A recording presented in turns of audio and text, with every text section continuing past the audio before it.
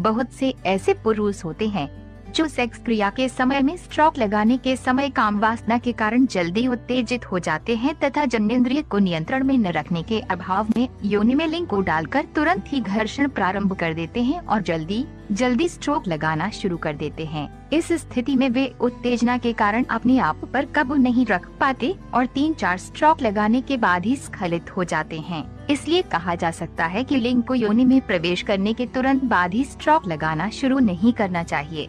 Sex क्रिया में जब लिंग को योनि में प्रवेश कराते हैं तो लगभग 10 से 15 सेकंड तक स्ट्रोक नहीं लगाना चाहिए, बल्कि लिंग को योनि में चुपचाप पड़े रहने देना चाहिए और जब उत्तेजना का वेग कम पड़ जाए तब धीरे धीरे घर्षण शुरू करना चाहिए। उत्तेजना यदि अधिक बढ़ने लगे तो स्ट्रोक लगाना बंद करके लिंग को योनि से बाहर निकाल लेना चाहिए। इसके बाद 5 से 10 सेकंड आराम करना चाहिए। आराम करने के बाद फिर से स्ट्रोक लगा कर धीरे धीरे घर्षण शुरू कर देना चाहिए। इस प्रकार से सेक्स क्रिया करने से पुरुष को यह महसूस होगा कि इस बार उत्तेजना कुछ हद तक काबू में आ गई है। जैसे ही आपका स्खलन होने लगे वैसे ही लिंग को योनि से बाहर निकाल ले, इससे स्खलन रुक जाएगा। इस प्रकार से संभोग करते समय प्रत्येक बार आराम करने के बाद उत्तेजना पर नियंत्रण बढ़ता जाएगा और 4 से 5 बार इस प्रकार से संभोग करने से स्खलन के समय पर पूरी तरह से नियंत्रण हो जाएगा। जब उत्तेजना पर नियंत्रण हो जाए तो फिर स्ट्रोक की गति को बढ़ाया जा सकता है और फिर एक स्थिति ऐसी भी आ सकती है जिसमें तेज धक्के लगाने पर भी स्खलन नहीं होगा।